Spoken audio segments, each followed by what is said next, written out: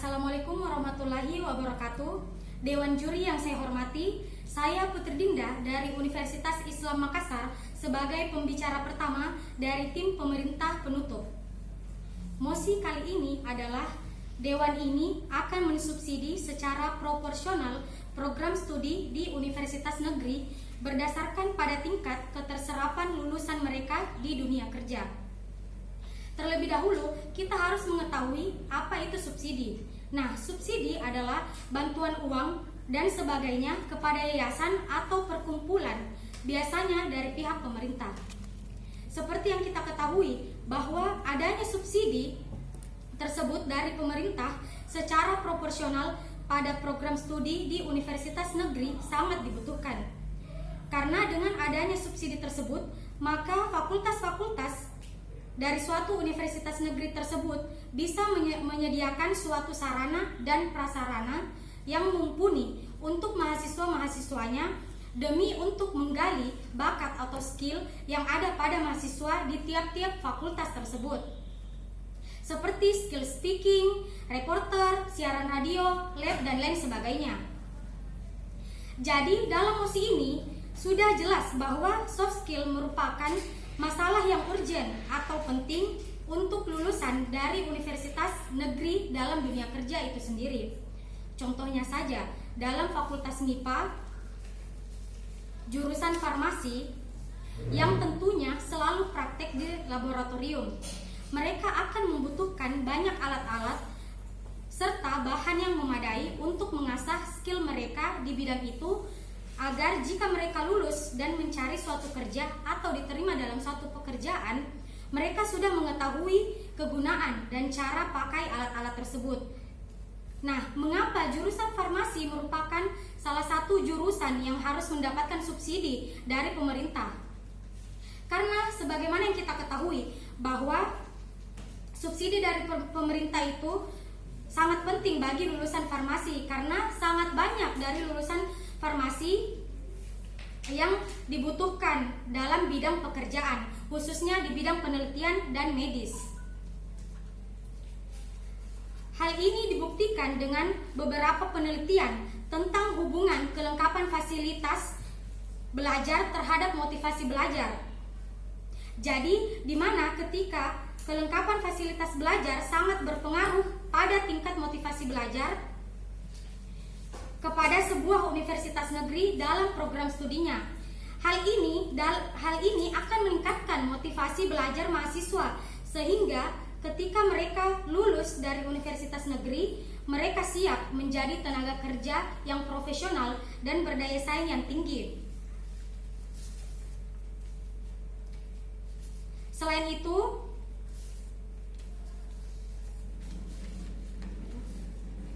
kita juga harus mengetahui bahwa beberapa jurusan yang sangat familiar dalam proses pembelajarannya selalu melakukan praktek lebih banyak daripada teorinya. Seperti jurusan tata busana, jurusan ini membutuhkan alat-alat seperti mesin jahit, kain, benang, jarum, dan alat-alat ukur yang tentunya perlu subsidi yang lebih dari universitas negeri tersebut dari pemerintah terhadap universitas negeri tersebut. Selain itu, kita ketahui bahwa jurusan tata busana ini sekarang merupakan orientasi dari seni tata busana, di mana pada hari ini fashion banyak diminati berbagai kalangan, sehingga banyak membuka lapangan pekerjaan. Selanjutnya, kita mengetahui bahwa akan ada bidang baru yang muncul ke depannya. Tapi itu tidak akan menjadi hal yang perlu ditakutkan, seperti yang dikatakan oleh tim oposisi pembuka. Bahkan bidang baru ini akan membuat beberapa dampak. Dampak pertama yaitu peluang baru untuk calon-calon mahasiswa untuk memilih atau menekuni suatu bidang dengan menyeluruh. Poin kedua yaitu akan memungkinkan pendalaman ilmu yang lebih dibandingkan bila tidak adanya tercipta cabang ilmu yang baru. Misalnya saja, dalam suatu perusahaan membutuhkan orang atau kandidat yang memiliki skill tertentu. Namun sebenarnya skill tersebut merupakan konsentrasi atau fokus dari bidang yang telah ada. Jadi, sekali lagi, saya menegaskan bahwa berdasarkan argumen yang kami jelaskan, kami sangat setuju dengan mosi ini. Sekian dari saya sebagai pembicara pertama dari tim pemerintah penutup. Terima kasih. Wassalamualaikum warahmatullahi wabarakatuh. Baiklah, Dewan Juri yang saya hormati, saya Rizky Amalia MN dari Universitas Islam Makassar. Saya pembicara kedua dari pemerintah penutup. Menurut pandangan saya, praktik itu sangat penting bagi mahasiswa yang memang notabene pencari ilmu. Nah, di bangku kuliah memang sudah diajarkan teori-teori yang sudah menjurus ke bidang industri tersebut. Di sini kami tidak mengesampingkan beberapa prodi seperti filsafat maupun sastra. Tapi seperti yang sudah dikatakan oleh pemerintah terbuka, jika memang ada beberapa prodi yang memang membutuhkan praktik atau beberapa penunjang untuk lebih meningkatkan kemampuan mahasiswa tersebut dan bisa memperbanyak pengalaman praktik, mahasiswa tersebut akan mendapatkan beberapa keuntungan. Antara lain, yang pertama adalah 1. Bisa mendapatkan ilmu yang tidak pernah mereka dapatkan pada saat kuliah jika dibandingkan dengan mahasiswa yang hanya bisa mengetahui teori saja. Poin kedua, mahasiswa tersebut bisa menerapkan ilmu yang ia dapatkan melalui praktik tersebut. Seperti yang kita ketahui dan sudah dibahas oleh pemerintah pembuka dan pembicara pertama, pemerintah penutup, subsidi proporsional itu diajukan akibat permintaan di lapangan. Kita kembali meninjau permintaan perusahaan besar membutuhkan jurusan atau bidang-bidang seperti teknik dan lain seterusnya. Mereka akan mencari kandidat yang sesuai secara kualifikasi atau pengalaman mereka dalam menggunakan alat-alat yang akan dioperasikan. Nah, mungkin saja perusahaan akan menyediakan pelatihan agar calon pekerja ini lebih diasah. Tapi apakah cukup?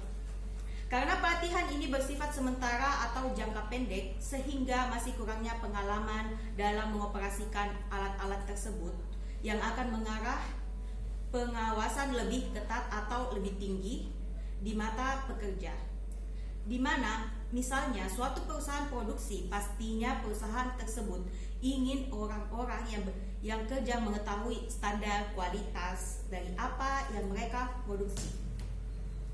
Oke, sekarang bila kita paparkan perbandingan kedua posisi antara tim pemerintah dan tim oposisi, tim pemerintah menuntut pendalaman kemampuan bagi mahasiswa tersebut, sedangkan tim oposisi menuntut memiliki alternatif agar lowongan kerja yang lebih diperbanyak.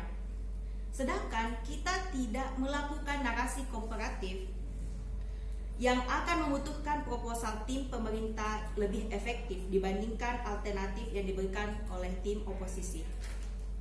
Oke, bila dibuka sebuah lowongan dengan kuota pekerja yang dicari, jumlahnya adalah 20 orang dari 100 orang yang mendaftar. Apabila dibutuhkan atau yang terbuka banyak, akan sama saja bila tidak ada kandidat yang sesuai yang memenuhi kriteria atau klasifikasi akibat kurangnya kemampuan kandidat.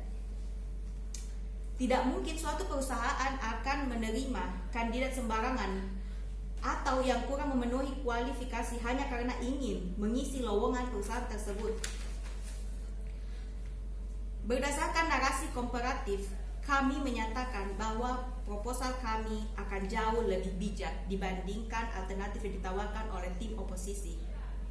Kami setuju dengan mosi Dewan ini akan mensubsidi secara proporsional program studi di universitas negeri berdasarkan tingkat keterampilan lulusan mereka di dunia kerja. Itu saja argumen dari kami yang telah kami sampaikan. Sekian, terima kasih. Assalamualaikum warahmatullahi wabarakatuh.